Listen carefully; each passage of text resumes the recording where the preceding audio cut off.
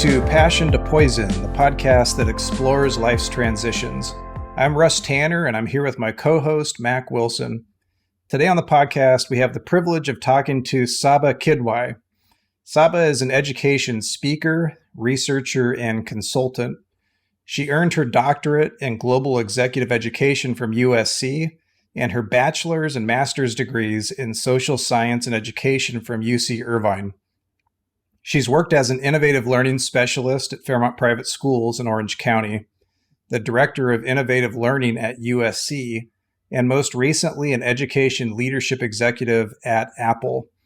Although she's been successful in many areas of her life, both academically and professionally, she's gone through several life-changing transitions that challenged her beliefs about life, work, and family. We're excited to learn from her. Sabba, welcome to the podcast. Thanks for having me. Yeah, we're glad you're here, and we're really interested in your story. You've gone through some pretty big transitions in your life, and we haven't had anyone on the podcast yet that's been in the education field directly. So that's going to be a new world for us to explore. So why don't you take us back to maybe not the beginning, but tell us a little bit about your childhood and how that influenced the decisions you made. Absolutely. All right. So we'll start with, I was born in London and I'm South Asian, and so are my parents, and I have 3 younger siblings. And I think that, it's very common with a lot of South Asian families and people from that sort of part of the world, maybe everywhere, I don't know. There's a lot of cultural elements that go into your, like how you're brought up, from like the types of, friends that you have to like different customs and different traditions. So we grew up in London, and I moved to California when I was 10 years old. And one of the primary reasons for that was when we were growing up in London, we didn't have a lot of other people who were from our cultural background. And you wouldn't believe it now, given the diversity in the UK. But back when we were there, a long time ago, there was not a lot of diversity at all. And so one of the things that my parents wanted was for us to be exposed to more cultures, especially more like South Asian like people and things like that. And so he had visited a community here in Orange County, California. And it was like a religious center, a cultural center, and it was also a school. And I would say that was probably the first major life transition that I experienced that I feel really impacts and influences the work that I do today in education, because I remember growing up in London just being so happy in school. And so many people will ask me, well, like, why were you so happy? Like, why was it different? And I was so young, I can't really remember specifics, but I remember I loved school and I loved learning. And when we came to California, the school we went to, it was a religious school. And given the background I shared, we didn't really grow up with a lot of religion. We didn't grow up with a lot of culture. So it was like this intense culture shock from like just the things we had to wear and all that type of, just the things we weren't used to doing at 10 years old. And so school became this really, really, really miserable experience. The way they teach here is also really different than how they teach in London. And I just remember things here like just being boring. And I had just really, really, really lost my interest and love for learning and school. And it wasn't until, and I was a relatively good student, but it wasn't until I was 16 that I took the high school exit exam that I then went to community college. And that's when I fell back in love with learning. And that is sort of like what then was the catalyst really for me getting to kind of where I am today. So what was it about the education here that wasn't exciting you? It was very textbook driven. I don't remember us doing a lot of textbook work in London, but I remember like here, it was like we were just sitting at a desk all day long. And I feel like in London, there was a lot more variety, even just the way extracurriculars are integrated into your school day. Whereas here, everything is sort of like after school, or you have like sports after school and, other types of classes after school. In London, I remember it was very integrated, from swimming classes year round to music, to arts, to dance, all these to theater. It was just a lot of variety, I would say.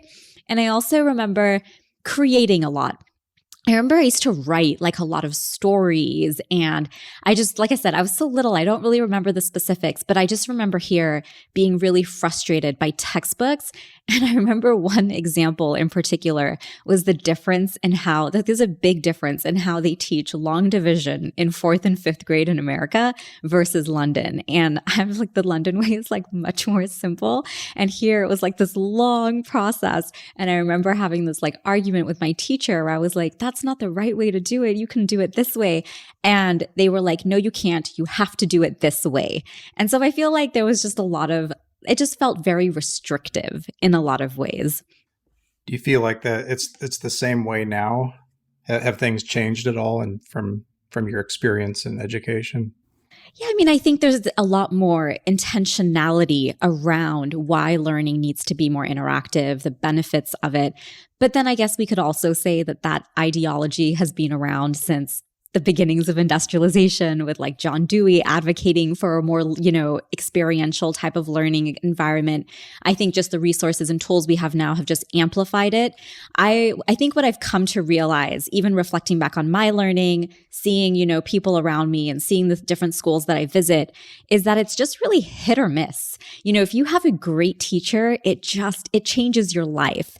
But that can really change from year to year to year. So that lack of consistency isn't really there. Whereas in London, I don't really remember loving school one year and then hating it another year. And obviously this is just like my perspective, like mine. I'm sure people have different experiences, but I just very vividly remember how much I disliked learning up until I got to community college. Because when I got to community college, the ability to craft your own schedule. Like I used to spend hours just going through like the course catalog, looking through all the different things, but just that ability to choose your courses, the ability to craft your own schedule, and just the ability, I think just to have that choice back, was really, really, really significant for me. Do you have siblings? I do. I have 3 younger siblings. Okay. So were their experiences the same as yours? Would you say they had the same journey, or was it different for them? Yeah, I would say we all experienced it differently. So we're 4 sisters. So I was 10 when we moved, and my second sister was 7. So she was going into 2nd grade.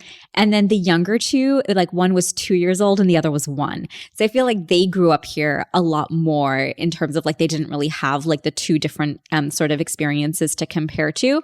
But yeah, absolutely. I would say me and my second sister definitely struggled the most in making the transition.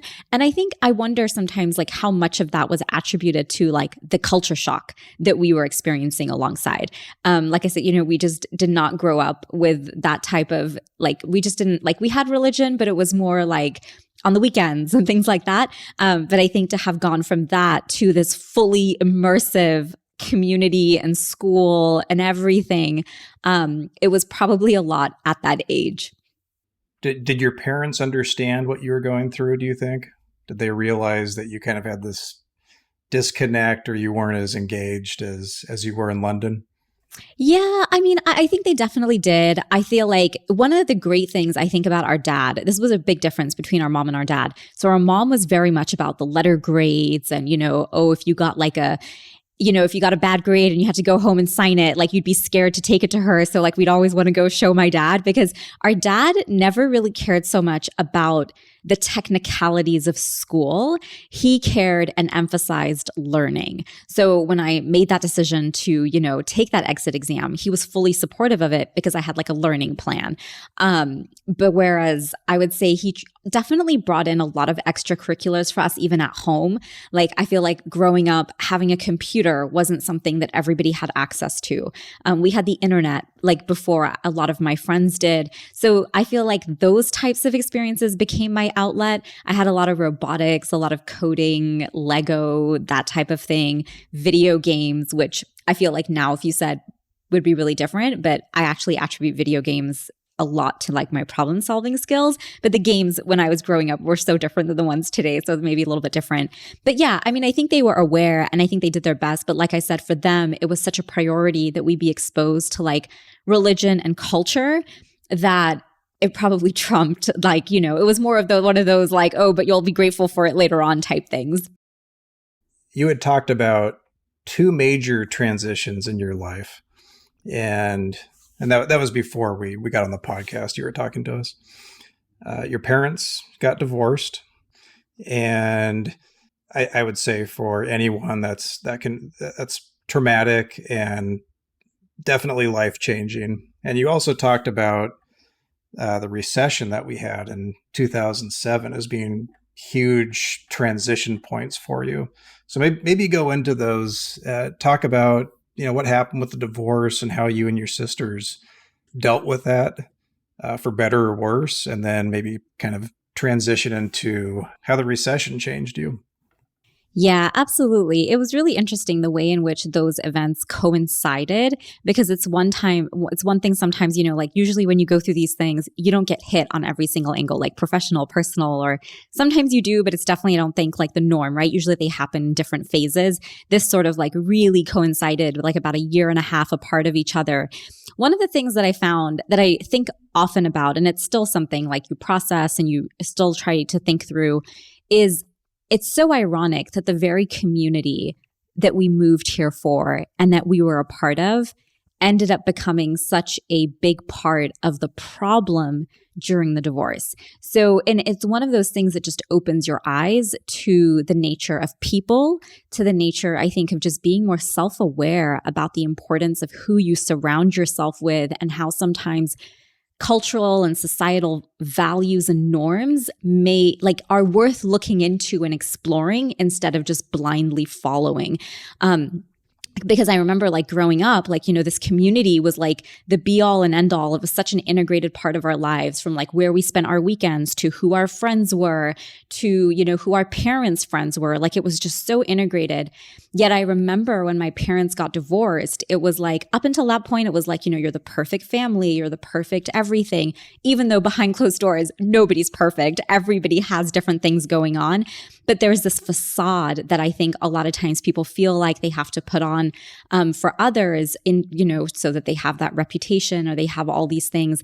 And I remember just how much just seeing people's response. So it was a very, very, very bitter divorce. I won't go into the details, but it lasted about 7 years. It was incredibly bitter. And I think what made it traumatic was it was very malicious, as though our mother was like kind of like the main instigator, but it was very, very, very malicious. It was, a lot of taking things away. It was a lot of like sorry stories out in the community, which then triggered a lot of people coming to us and saying, why are you doing this? And why are you treating your mother this way? And, like you're going to go to hell if you don't talk to your mother, and all these like crazy things that people would say. And I remember just being really fascinated by the fact that very few people would ever pause to ask why or want to dig deeper. Like that immediate rush to judgment was fascinating to me. And I had never really had that experience with these people before. It had been like parties and, holiday gatherings and things like that. So this was probably my first experience where, it wasn't a party and it wasn't a social gathering and there was an issue. And to see the same people who you consider your friends, religious leaders that you look up to, react in such a judgmental way really, really, really made me pause and just think, wow, like what kinds of people are we really around, and why are we around these types of people? Because it really is when you go through bad times that you recognize who those true friends are that, that you want to make sure that you keep ties with and that are going to be there for you in both good and bad. It's always easy to be there in the good times, but in the bad times, those people who support you and who truly, I think, empathize or are able to empathize are the ones that I think are worth keeping around. And I remember in the beginning, I used to be like, wow, why are people so stupid? Like we're 4 girls and nobody ever even asks us why. That was really shocking to me that nobody asked why, that initial rush to judgment versus the asking of why.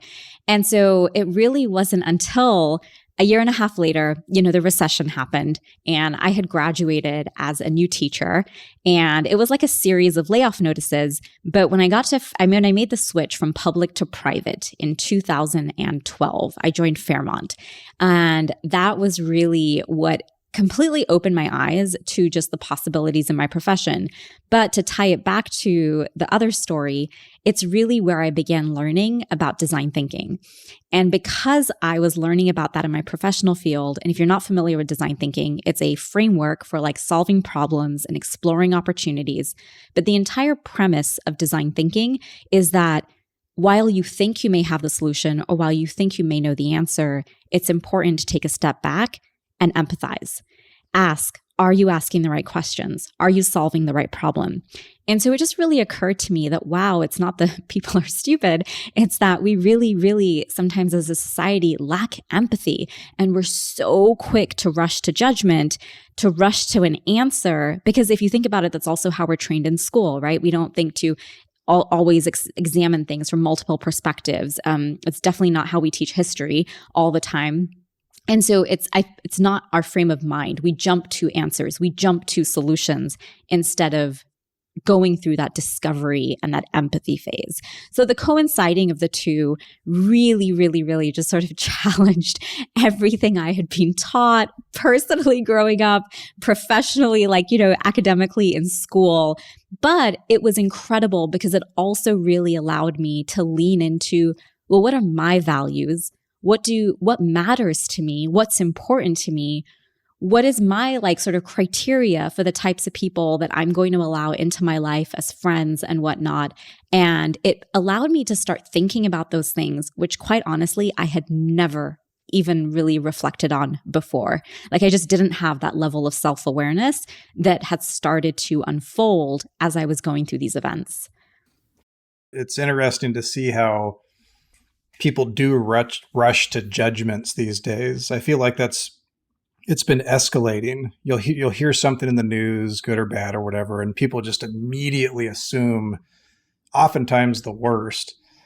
And I think that kind of goes along with what you're talking about here, whether it's, asking you and your sisters the why questions and kind of probing a little bit, or maybe it's, whatever the news story is that you heard, instead of rushing to judgment.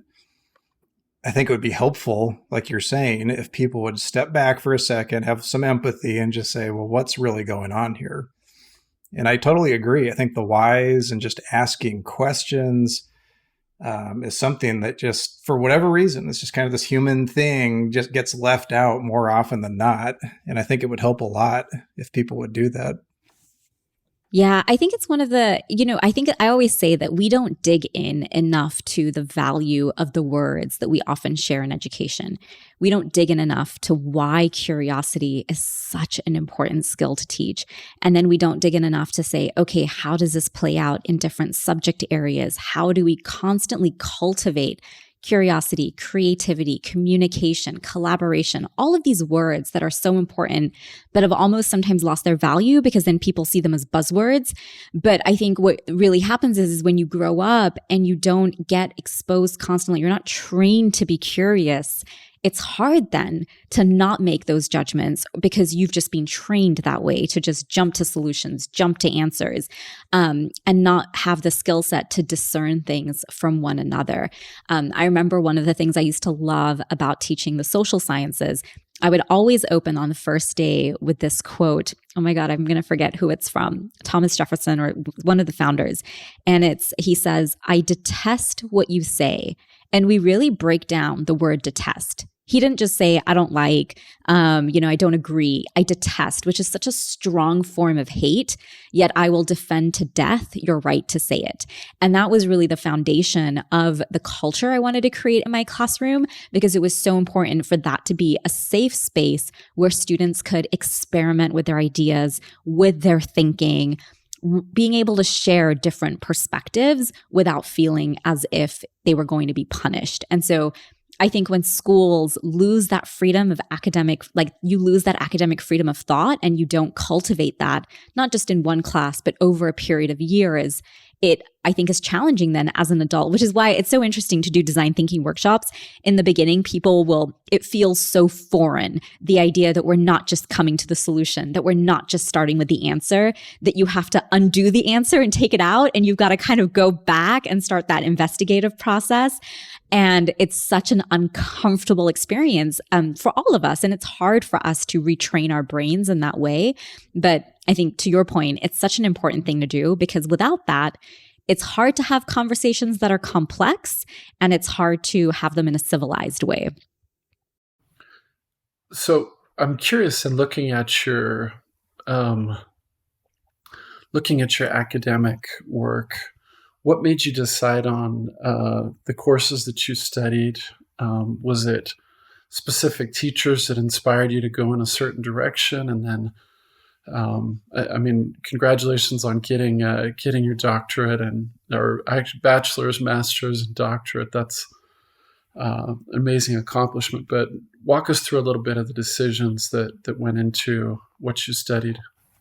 Yeah, absolutely. So when I first joined community college, I took anything and everything. I took 175 units in 2 years, and you only are supposed to take 120. So that is how desperate I was, I guess, to learn again. So I took everything from theater arts to sewing to graphic design to web design, obviously all the math, English, history, all the ones you have to take.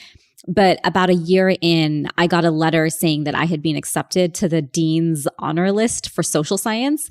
And I was like, I didn't apply for this. I just didn't really connect the dots. And I went to the office and I asked them, hey, I got this letter. What does it mean?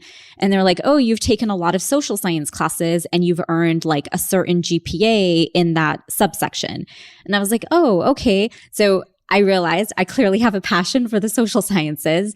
And then I got my first job at the community college with a program called EOPS. And EOPS basically was a service. It was like the office for, it wasn't financial aid. It was to support low-income students. And basically in this role, I was assigned to local high schools, and I would go visit the high schools once a week. And the students would sign up in their career center, and I would basically, kind of walk them through options. A lot of them didn't know, a lot of them were undocumented, and a lot of them just or thought that they have the money or the resources to attend college. And so I would kind of walk them through, if they were interested in going to college, knowing what their options were. And at the same time, I was also taking a class where I was interning in an elementary school classroom. And I thought I would enjoy working with elementary school kids. I played with the idea of being a teacher, but I had favorites. And so I was like, this probably isn't going to work out for me. But I really, really, really loved watching the kids' faces as I was telling them about different options for what they could do. And I fell in love with that experience. And so I think a couple months later, I was trying to decide what major to pick, where I was going to transfer. And it was the college day where all the different colleges have their stalls, and UCI was there. And I didn't want to move out of country or out of the state or anything like that. I wanted something local. And UCI was there, and they had a table for social science. And I was like, oh, I just got nominated for that. I'm going to go over there. And I'm really anti-testing. I am not a good test taker at all. And so I also wanted something where I didn't have to take any sort of standardized tests. And so UCI social science program had a program where you could become a teacher, and instead of taking the test, you had to submit a portfolio. So it was a lot more work. Obviously, after each class, you had to do this whole thing. And then at the end of your 2 years, you would submit it. And if it got approved, then it would waive the testing requirement. UCI also had an integrated credential and master's. So I was like, oh, that's great. I can go there for undergrad, and then I'll apply to their master's and credential program. And the undergrad obviously was 2 years, but their master's and credential was an intense 1 year. So it was like, wow, you can finish all that, and then I'll get started, and I'll have a job, and I'll start making money and all that stuff. And then of course you knew the recession was going to come, but that's sort of what led to me getting involved as a high school social science teacher. And then, like I shared earlier, once the recession happened, it just challenged a lot of my sort of ideas about the world of work and how I was going to kind of, survive within it and the things that I needed to do to be successful. I stumbled across design thinking and then really just went down a rabbit hole. I heard a talk in 2014 from Eric Brynjolfsson. And he does a TED Talk, but he's also co-authored a book called The Second Machine Age. But he had a line that just really inspired the work that came more recently with the dissertation and the research. And that was that technology is not destiny. We shape our destiny. And at that time, I was doing a lot of work with schools on integrating technology. And it just, we always started with the tech, learn these apps, here's these tools. And design thinking really challenges that and says, don't start with the tools, don't start with the tech, don't start with the product, start with the people.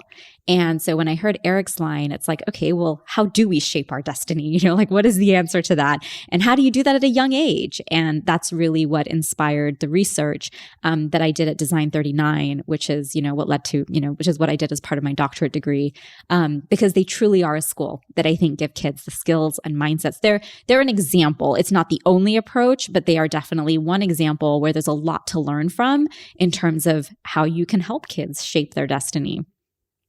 So tell us a little bit about how you personally make decisions. And let me give you a little context first. Some people make decisions, something comes into their head and they just act on it. Some people feel something. Some people experience both, and maybe it takes them 5 years to actually act on whatever it is that they're doing. How do you personally make decisions? At what point? Is it a feeling? Is it a thought? How do you do that? So I'll tell you two things. I'll tell you first, I have a really good friend who always says he has a running note, and in the note, it's all the different ways that I think about things. And he's like, you just have your own rules for everything. He's like, you're so weird. You just have your own rules for everything. And so I feel like a lot of that comes though from a couple of things. I feel like by the time I've made a decision, while I make a decision in a moment, subconsciously, I feel like I'm constantly being exposed to, I'm really big on the network of people that I learn from online. So I feel like that constant consumption of what you are either reading or listening to or scrolling through is influencing you in one way or another, right? We think about it oftentimes as shopping and marketing, but it's really influencing your thoughts, your thinking, your ideas, and the development of those ideas. And so I feel like a lot of times the decisions that I make are a culmination of the things that I've been learning over a series of months or over a series of years from a very diverse group of people. So I really enjoy following people in the marketing space. I really enjoy following people in the business space. I feel like following people that were using design thinking in industry versus in education completely transformed how I came to use and understand design thinking. So learning from this really diverse network of people, I feel like really influences what I learn and then come to believe is even possible. And then it's just a little bit of serendipity in between. I really believe that. I really believe that things don't just happen by luck, but there are certain things that you can do to better position yourself. I talk often about how leaving Apple, one of the reasons I was able to leave in the way that I did and was because of my personal brand. So while you don't create LinkedIn posts or Instagram posts or write blog posts because of something that might happen one day, by constantly investing in learning, when you do have to make a decision, you do have to have something, you have a strong foundation upon which to do it. So I feel like it's people ultimately that really shape the decisions that I make because of what I'm learning from them. So just continue. I think you're right. I think a lot of people do kind of get pigeonholed into one area.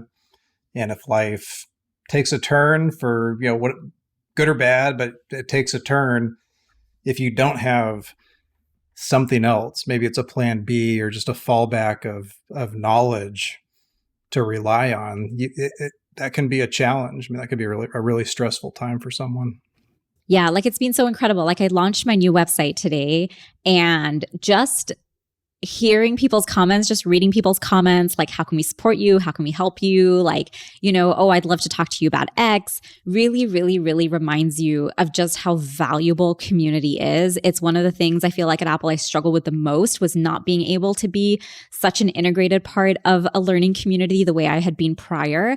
And like, just being able to experience that again today, it's such a reminder, like having a strong learning community of people you can share ideas with, of people you can learn from and get feedback from, is really, it's the best way. I mean, I feel like it's how you become a lifelong learner.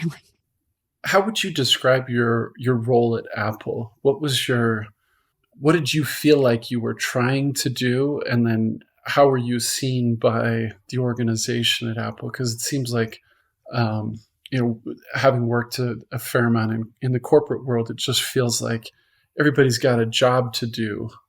You're trying to get them to think about how they do their job to help them do their job better, but they just want to do their job. They don't want to take time necessarily. A lot of people don't want to take the time to improve. So I don't know if that was a source of frustration for you, but maybe talk a little bit about what you were trying to do versus what you felt like you accomplished.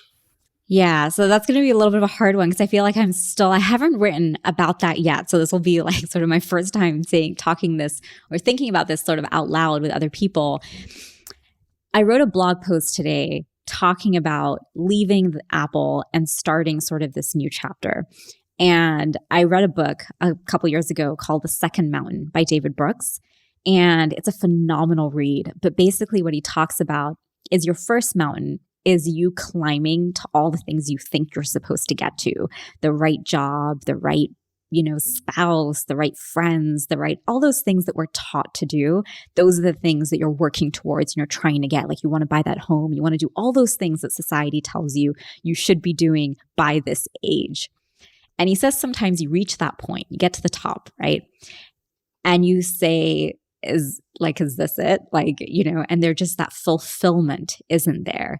And he says that's when you start searching for other things. You start searching more for purpose and you start searching more for meaning. And he says the beginning of that journey is your second mountain, where it's not so much about what other people think you should do. It's the things that you feel you're called to do, the things you feel you can contribute in and whatnot. I'm probably not, that's major paraphrasing. He says it so much more articulately, but it's a really, really beautiful book. And I use his quotes as a way to frame this transition because when I started at Fairmont, it was my first time being exposed to a one-to-one environment, and just the trust and I was given and just the freedom we were given to design a one-to-one iPad program and just explore how technology could be integrated was so beautiful. I didn't appreciate it as much looking back. I just thought it was normal. But now when I see how people integrate things, I'm so appreciative. I just messaged Bobby today and I was like, the trust that you placed in us was so, so, so huge. It was life-changing for me. And so I had worked primarily with iPads, and that's really what I was doing with schools across the world. I was working with a company called EdTech Teacher, and we would get called to keynote and do workshops all over the world, showing people how to integrate Apple technology. And it was something that I did at USC as well, built this amazing one-to-one program, just did such amazing work. So when it was oh, here's an offer to come work at Apple, you think, wow, I'm going to be able to take the things that I was doing and amplify those, right? Now I'm really going to be digging even deeper. I'm part of this organization. And you just feel like I remember even on the first day, you get this little card and it's welcome. This is the place where you're going to do your life's best work. And so you're just so excited. You're so inspired. Plus you have that image in there, right? Oh, this is the best company. People really, really, really aspire to work here. And, I don't want to undermine that in any way. They're definitely great places to work. But I think it just depends. That's where having that self-awareness about how you make decisions and the values that you hold and how those are going to align with the choices you're making becomes so important, because you can get to something that you think is going to be amazing and have it be something completely different. So I would say the thing that I struggled with the most were the restrictions. Everything that I had been successful in doing up until that point had come through community. I wasn't the type of person who reached out to somebody and said like, oh, hi, I'm Sabba. Like, I want to show you how to do XYZ. I had shared a post. I had made a video. I had created some type of content that had connected me or that had sparked a conversation that then ultimately would just lead to something else. And that's always how everything had worked for me. So when that element was taken away and it was like, well, you're not allowed to share what you do online and you can't post this and you can't do that. And you are in this really restrictive culture. And maybe it was generational, I don't know. But it was really, really, really hard to talk about change without telling that story day in and day out, without being a part of a community day in and day out where people could learn from you, you could share ideas, you could share thoughts. The restrictions of not being able to fully be your whole self and bring your whole self to work was hard. It was like, you need to leave Sabba over here and you need to just bring half of you over here.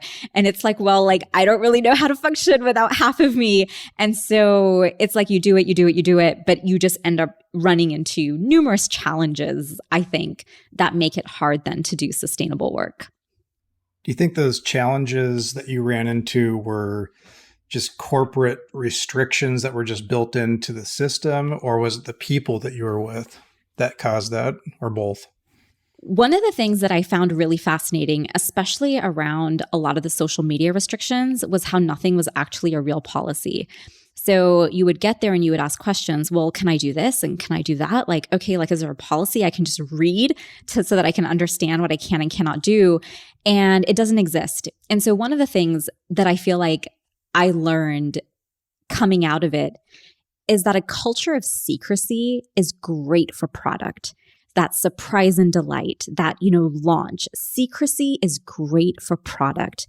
But I think a byproduct of a culture of secrecy is a lack of trust, because you never fully know what you can and cannot do, what you can and can't say. And I think that's why that restrictiveness has to exist, because somebody might say the wrong thing. Somebody might, have a conversation about something that could potentially lead to something else being indicated.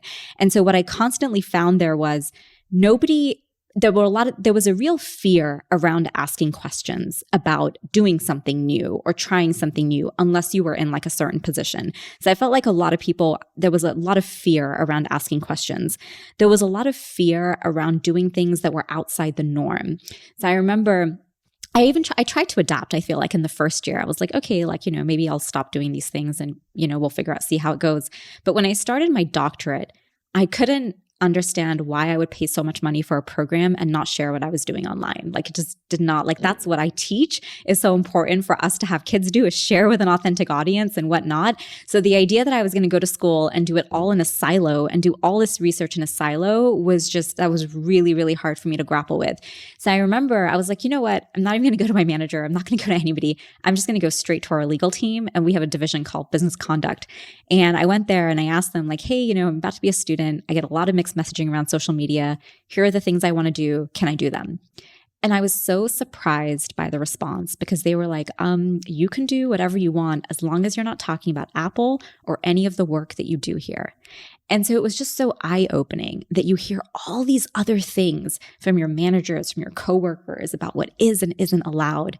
Yet you go right to the source and it's so clear cut.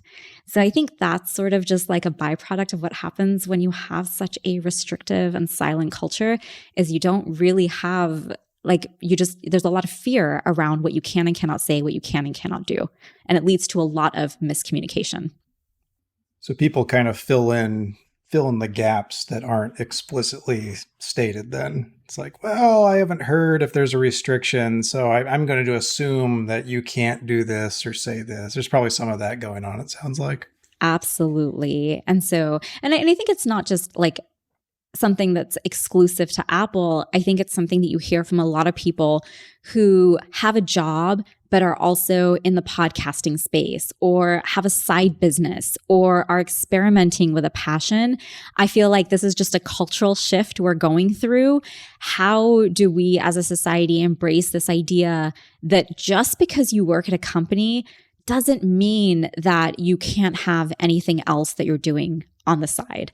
And I think because social media is such a big part of any side business, I think there's a lot of resentment that comes about, not because, and a lot of people will just blanket it as jealousy. And what I learned is it's not really jealousy. It's that other people want to do something too. They just don't know how. And so they see you doing it. And now instead of coming to you and saying like, oh, well, I would love to learn and I would love to do this, there's resentment and there's anger. Like I found that 90% of people will lean towards resentment, and you'll have that 10% that will actually come forward and be like, hey, I love what you're doing. I want to do it too. How can I get started? And so people really blanket it as jealousy. But again, that's that empathy piece, right? Like, are you really jealous, or is there really something more here? Like, let's dig deeper into this. So curious on the way that you teach design thinking. It seems like people aren't really wanting to change until they're under some stressful situation where my job's on the line, or maybe it's not something that big, or they want to make a big move in their career. Who do you find that's most receptive to your message on design thinking, and why do you think that is? So I would say, and this is just my experience, I don't feel like, actually, you know what? I'll quote somebody. So I interviewed a guest on the podcast. Her name was Bree Goff, and she was amazing. She actually used to be an educator, but now she does organizational change management on the corporate side now. And she shared something on the podcast. She said, people don't resist change. They resist loss. And I think it's not that people don't want to change, but I think change is so complex that the moment you even start thinking about it, the list of what you think you have to do is so long, you become so overwhelmed within minutes. And I think what design thinking does is it gives you the structure and the scaffold, because change isn't something that you can just snap your fingers and just go and do. But it's also really broad and sometimes really overwhelming. And so it can be hard to know where to even begin. And I think that's where we lose most people, is that they'll start an idea, they'll want to do something, they'll talk about it and be like, oh, but I can't do that right now because I have all these other things I need to do. Well, all those other things are never going to go away. So design thinking says, okay, here's where you can start. Here's how you can start. And we're going to give you the framing and the structures and everything you need to take step one. And then we're going to give you those same framings and those same structures to take step two. And that's not because it's a cookie cutter recipe. It's giving you the structures to have the dialogue, whether it's the internal dialogue you need to have or whether it's the dialogue you need to have as a team. And that's where I think having a facilitator becomes so important. I think a lot of times, I remember in my dissertation, we read this one book, and he said that so often when we do professional development and we do trainings, we think that there's a knowledge gap. But it's not always that there's a knowledge gap. A lot of times people know what needs to be done. There's a motivation gap or an organizational gap. Motivation is like, well, why should I do this? Yeah, I know I should do it, but well, leadership's going to change next year. And well, nobody appreciates what I do, or I want to do this, but I'm going to get, 10 other people who are going to, try to stop me, or there's going to be some other type of like outside force. Or organizationally, we don't have the support of leadership. There's not a culture of trust. There's not a culture of vulnerability. There's not a culture of teamwork where I feel like I'm not going to have to do something alone, but I'm going to be supported. So I love that he digs into those other elements. And so I feel like that's what design thinking does, again, for you as a team. I don't think most people need consulting because they need to learn how to be better leaders or how to create creative schools. I think people need facilitation to have conversations that can be overwhelming and really be framed well, to make sure we're asking the right questions, that we are being inclusive, that I can't even tell you how many times I've sat down with a leadership group, from a district, and we're talking about what students need, yet there are so few times when people actually bring students into the conversation to actually ask them. And when you do, that's why I have this other, thing I sort of learned, is that when you begin with empathy, what you think is challenged by what you learn. And what we think we need to do can be so much more overwhelming than what we actually need to do. So I feel like design thinking, it gives you the structure and the scaffold over time to be able to navigate that change in a way that makes it feel manageable. Yeah, I really like that. It's almost it almost seems like there's kind of an element of compartmentalization that goes into that. Because I know in my own life, there's been times where I'll think of something I want to do, but then my mind just instantly jumps forward, 3 months down the road. How am I going to do that? How am I going to process that? And I just emotionally get into kind of a tornado, and then I just don't do it. So, I mean, that's super simplification. I don't even know if that goes directly along with what you're talking about, but personally, professionally, anytime we think about change, that the list of things we feel like we need to do happens almost immediately. And that is enough to shut your entire system down from not wanting to do anything at all. And so design thinking really says, like, we're just going to take step one. And then we're going to test, how is step one going? And that test, when you put that one thing out, gives you the motivation to keep going, and because you're slowly building, you're slowly learning. That's why, what is it? Like, I forget who says it. Like, we overestimate what we can do in like a year, but we underestimate what we can do in 10 years. And so it's true. And so that idea that like, oh my God, how am I going to do this? Like, we don't think about that 10-year plan or that 5-year plan and how change can evolve over that time. How have you noticed that in teaching design thinking? I'm thinking of both corporate world and in education. We have a record number of people that are disengaged, or there's an exodus of workers from a lot of industries. How do the principles of design thinking help somebody to be more engaged or more able to contribute, or even just slow down their thinking enough to kind of maintain that composure and think things through and find ways to contribute more? Absolutely. So I feel like it would definitely vary based on the different age levels, right? So I'll give you an example of, say, like a second grader, and then I'll give you an example of, say, like a college student or like a young adult, or, honestly, even an older adult, like somebody like me or whatever, who's making a change. So I did my research at a school called Design 39 in San Diego, California, and they are a public K-8 school. And design thinking is sort of the framework that they use, not just for teaching and learning, but also just for leadership, for like their entire culture is built around design thinking. And whereas in most, second grade classrooms and whatnot, you'd have like English, math, like all the different subjects, right? They have a program called Maker 39. And in Maker 39, the students create a business. And you'd be like, what? Second grade, creating a business? And this is, I think, one of the first big flaws that we have, I think, sometimes as adults in our thinking, is that today's kids are just capable of so much more than we give them credit for when they have the right environment and the right exposure and the right experience to actually let their ideas come out. So what they do is, and it's not a separate siloed type of experience, when they are thinking about, budgeting for a business, they're teaching them the math skills or the math standards. When they are teaching the kids to write like their mission statement for their business, they're teaching, I don't even remember what type of writing it's called, but it's like narrative writing. There's all these other different types of writing persuasive writing and whatnot. And so instead of using just a textbook, they'll pull like real mission statements from companies. And that's what the kids will break down and do their, comprehension on.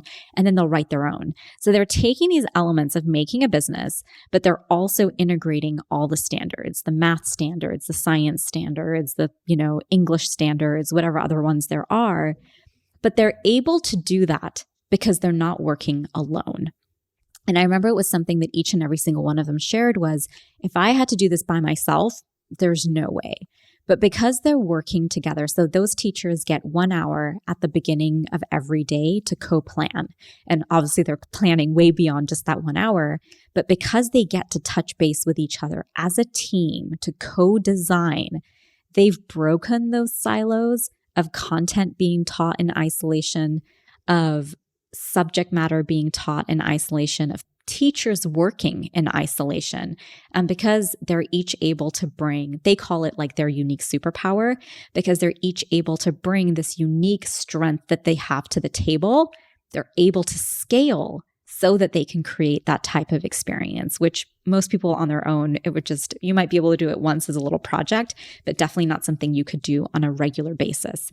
So that's an example of like how design thinking comes into play at a young age, because they've got to like, okay, well, who's going to buy your product? You want to make this business, but okay, you've got to go out and interview people. What is the need? What problem are you solving and whatnot? So they're going through the different design stages as they build their business, but they're also going through the different stages of the different things they need to learn. I'll share one more example from the younger grades, because this is where people feel like it's really hard to integrate. I remember the very first time I learned about design thinking, I was at a conference and there were two teachers from Design 39 and they were first grade. And they were showing how design thinking could be used in literacy. So this will be familiar for everybody because we all are read storybooks, as children. And so instead of just, reading the storybook to the children, they then had the children take on one character. So they could choose whichever character they wanted to dig into, and they would go through the design thinking process. So the book they used in that example was this book called Catch That Rat. It's a very typical story, right? Like the rat's running through town, grandma's trying to catch it, the mailman's trying to catch it. Everyone's trying to catch this rat. And so one of the kids chose the rat to empathize with. And so they're like, well, how does the rat feel? Like, why is everybody so scared of the rat? Maybe the rat's cold. The rat's just hungry. It just wants somewhere to go, because it's like, it wants something. And so they created their little prototype was they had like little, basic materials, but he took like a paper towel roll and covered it in foil, and where the rat would go in one way and come out as a human, and the human would go in and come out as a rat, so that they would each be able to experience what it feels like to be that other character. So that was probably one of my favorite examples. It's like you're dissecting sort of the story, but you're taking them through the design process. Again, helping them to, not just rush to that immediate judgment, but to really dig in and think about why, dig through the empathy, but also create, like, what would you create that could solve this problem that you've identified? And then I think when you look to older students, one of my favorite ways to leverage design thinking is just by designing your life. I think, we've seen mental health and social emotional learning be topics that are at the forefront right now. And I think it's so rare that you really, as a young person, examine, well, what are my strengths? What am I really good at? What do I love to do? And then how do you get to explore that on a regular basis, not just in a little extracurricular class, but through the lens of different content to see how it applies in different areas, to be able to really over time learn about what you like, what you dislike, what you want to do, what you don't want to do, what problems excite you, what opportunities are you curious about. And I think that's where design thinking can have a really, really, really powerful impact on you as an individual, and just thinking about the design of your career, of your life. I think that's actually a really fascinating point, and kind of a segue into a question I was going to ask you. My experience is that, and I know it's the experience of many other people, that our childhood tends to sculpt us in a lot of ways that we don't let go of. Like those programs, if you want to call it that are just sort of pounded into us by parents, teachers, whoever, for better or worse. And then a lot of adults don't really get rid of those. They grow up, but at the same time, they carry those programs with them. And your comment about we underestimate what kids can do. I think part of the reason we do that is because we just we project these programs of what we think a kid should do or not do, or what they're capable of doing onto them. And then they just kind of follow through with that. It's just, oh, well, I was told I shouldn't be able to do this at this age, so I'm not going to try. I think there's a lot of that going on. But earlier in the episode, you talked about a book by David Brooks, and I haven't read that book, but I'm going to. He says there's two mountains, and you said the first mountain is accomplishing things that you use the word should, accomplishing things that the world, society, whatever says we should do, get this career, make this amount of money, whatever that is. And then the second mountain, if I recall, was accomplishing the things that you feel like you were meant to do. Do you think that you can flip those? Is it possible to flip those and approach life as, the first mountain, instead of being what we should do or what we think society should do? Can that first mountain be, what am I meant to be doing here? Yeah, absolutely. I would say I definitely don't have an answer to that. I feel like one of the things, I feel like 10 years from now, if somebody asks me, I'd probably have a completely different answer, because sometimes I wonder, do you have to go through those things to then, I think the challenge is sometimes you have to go through those traditional things to get the experience, the money, the degree, the whatever it is you need that unlocks that freedom. Because that's ultimately what's happening, right? Is you can make choices that are more aligned with your values and your beliefs when you have the freedom to do so. It's really that simple. And a really big part of that is having the financial freedom to do so. And I think that's another element that we don't really teach from a young age, is how to build a sense of financial freedom and the value that that can really bring ultimately to your life and the decisions that you make. I feel like neither choice is, and I want to make this really clear, I don't feel like one is good or bad. I don't think if you choose a more, whatever path you choose, it's up to you. But I think that's where it comes down, that it should be your choice. So I think from a young age, when you have more exposure to your strengths, you have more of an understanding about what you're great at instead of all the things that you're not great at. And you have the experience of applying your strengths in different areas. You're able to pursue a path that's more aligned to what excites you. So I remember one of my favorite lines from the interviews that I did at Design 39 was, one of the educators said, when we come to the table to collaborate, the first thing we ask is, what energizes you? And I think prior to the proliferation of technology, right? Like, we just have an abundance of technology today that creates a tremendous opportunity to build that freedom for yourself. I think prior to that, being able to make those choices was a luxury. Like, I talk about this often, how in 2007, when I graduated, while I was struggling, 2007 was also the year that startups that today are just the norm were all launching, right? So it was very different experiences for very different people. And that didn't really click for me until I read Thomas Friedman's Thank You for Being Late, because chapter 2 of his book is titled, What the Hell Happened in 2007? And I was like, finally, somebody's going to answer this question for me, because that's what I, said for the better part of my beginning of my career. Was what the hell happened in 2007, without a lot of understanding of the different dynamics until down the line. But he talks about how in 2007, it was the launch of Facebook, Twitter, GitHub, Airbnb started.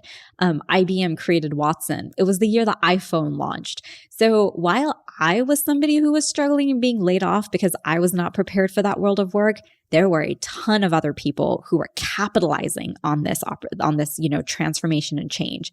So I think it's not so much about like, do you start at one mountain or the other? It's just, what do you have the access and exposure to that's going to allow you to have the confidence and skill set to align your interests with the things that are going to be necessary for you to accomplish?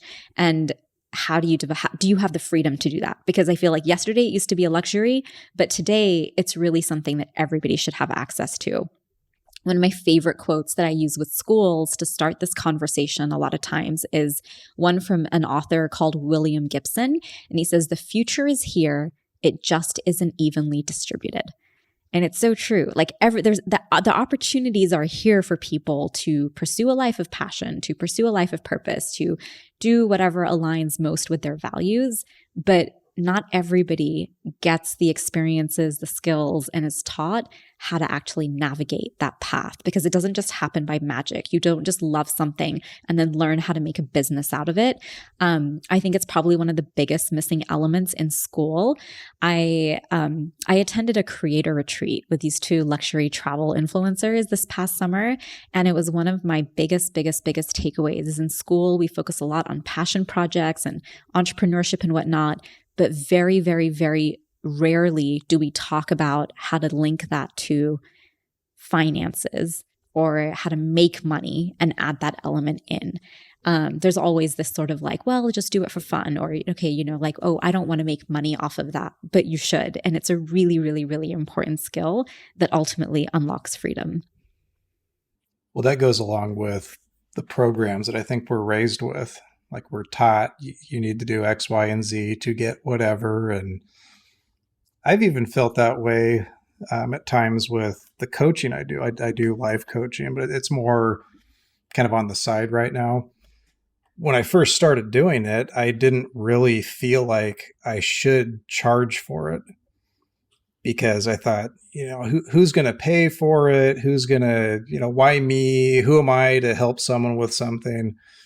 But I found, after working with at least a few people, that I can have a passion for helping people and make some money doing it at the same time. And that's not a bad thing.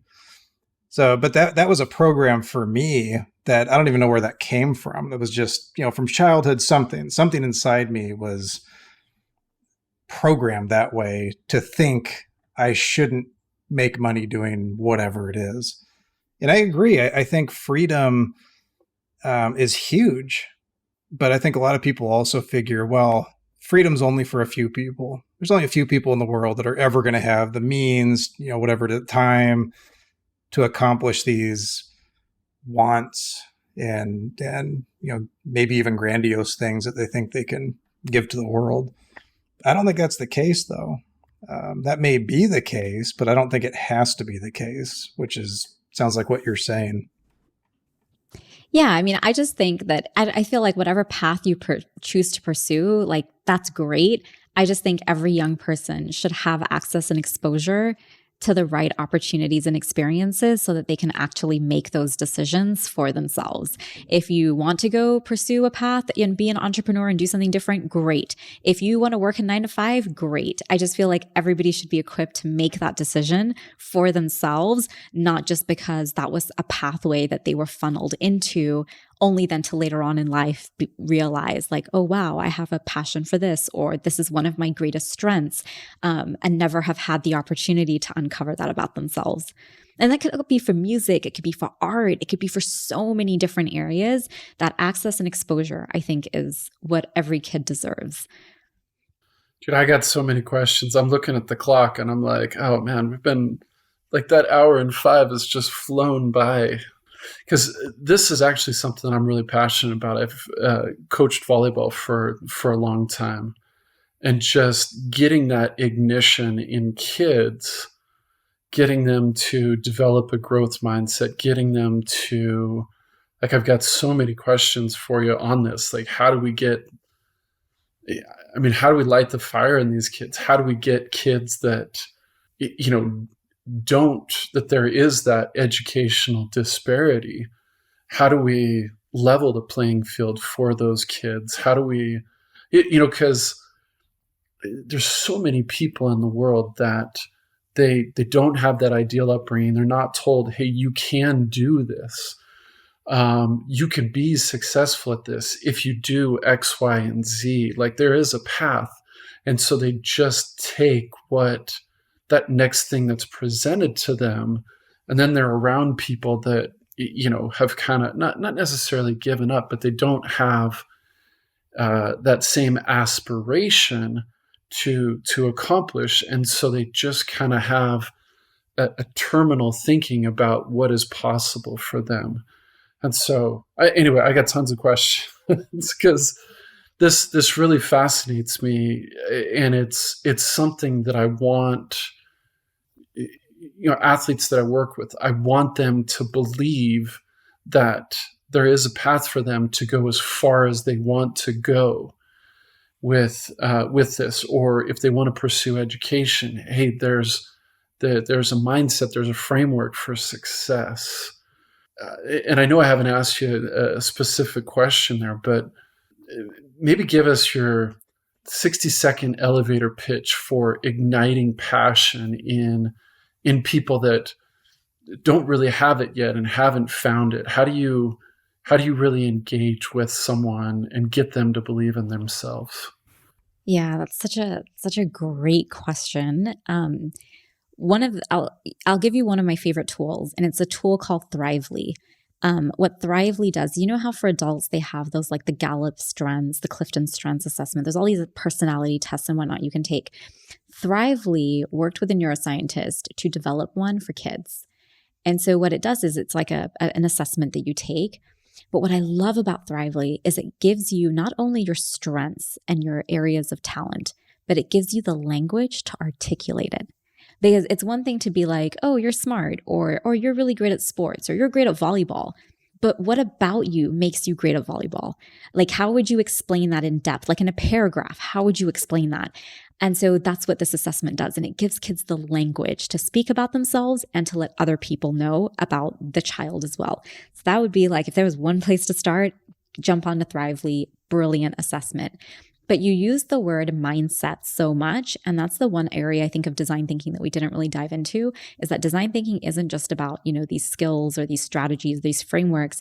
It's that when you're engaging in those on a regular basis, you are developing those mindsets. The biggest and my most favorite one, creative confidence. This idea that you think something, but you have the ability to make it happen. That simple belief that I have an idea or I have a thought and I can actually take action is such a powerful mindset to have, because as we talked about earlier, that's where we get stuck. We can have an idea, but we get so overwhelmed by it, we don't believe we can take action. And so that's where the design thinking mindset of creative confidence comes in, but then it backs it up with the strategies and the skills and the frameworks and the questions. And what happens is when you do that on a regular basis, you begin to develop confidence, right? That's what I call creative confidence. And so I remember at Design 39, they used to say when you change, oh my God, when you change your language, you change something, I don't remember, but anything. They had a huge emphasis on changing the language we use. So a lot of times we're like, oh, I'm not good at that, or I can't do that. They used to always make you add yet. I'm not good at this yet. And that's those small little things that happen to you as a child where your language becomes a certain way, where you are developing that growth mindset. Because you might not be able to do something right now, but what do I need to do to get from point A to point B? And that's developing a plan. And then when you look back in 6 months and you're reflecting and you see your growth, that those small things incrementally compound to build your confidence. I saw a meme the other day. I don't remember the exact words of the meme, but it was a really good message, I thought. And what it said was, it took a bottle of water, and it said if you were to buy this bottle of water at Costco, it would cost, let's say, 25 cents. If you were to buy that same bottle of water at the grocery store, maybe it costs $1. You buy that exact same bottle of water at a baseball game or something, it's $5.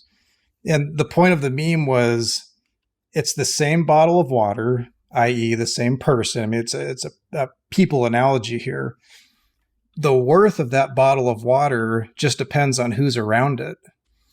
And I really liked that, because I feel like a lot of people would be different. They'd have better opportunities if they just had that chance to be around people to help bring that out, which kind of brings up what you had talked about earlier, and the importance of people and just having those opportunities.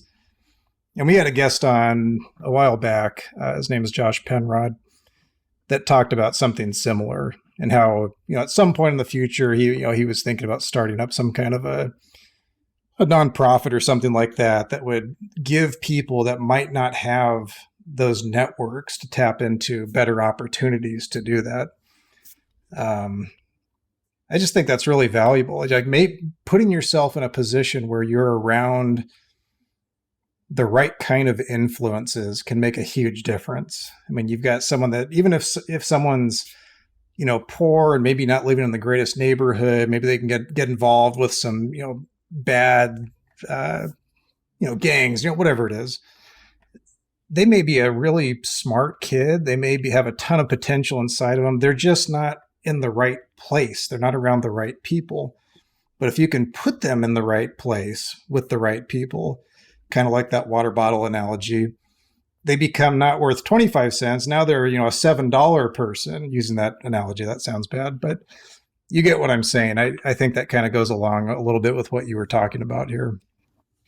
I mean, that's the entire premise for Tony Robbins' Date with Destiny, like, right? Like those programs that he runs. It's, it was one of the things I was fascinated by during the pandemic was like all these, there were so many, you could attend anything basically, right? Things that you didn't normally, everybody had a free option. Everybody was inviting everybody into things that normally you had to pay for. And I remember attending it was Dean Graziosi and Tony Robbins. They were doing like a session together, and reading the comments was the most fascinating part for me of the entire thing. The number of people who wanted to do something, who wanted to pursue something, but had just never been given the opportunity.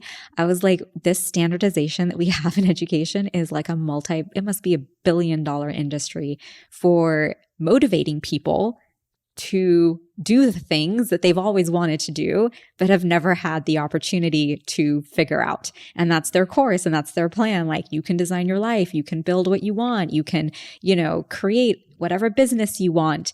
Because there is, going back earlier, like I said, right, that's not that people are jealous. There's this like underlying desire to want to do something more. That's a human thing. Not just like a Gen Z thing to have purpose, that it's an industry. It's people make money off of it. Like, it's a huge industry, that self-help and whatnot of helping people figure that out because they didn't get it in school. So then you've got to figure it out yourself later in life.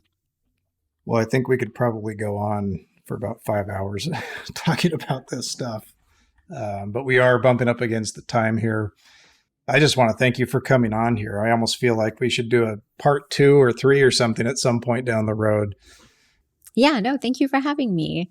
I was telling Mac earlier, I was really excited because usually when you talk to somebody who like knows you, those people ask very different questions because they already know so much. But when you talk to people who like you don't really talk to as much, like I don't know you both that well, I was like, the questions are different because like, it's that beginner's mind. So yeah, so thank you for having me. Thanks for listening to this episode of Passion to Poison. Don't forget to subscribe. And if you want to help spread the word, please give us a 5-star review. Also tell your friends to subscribe as well.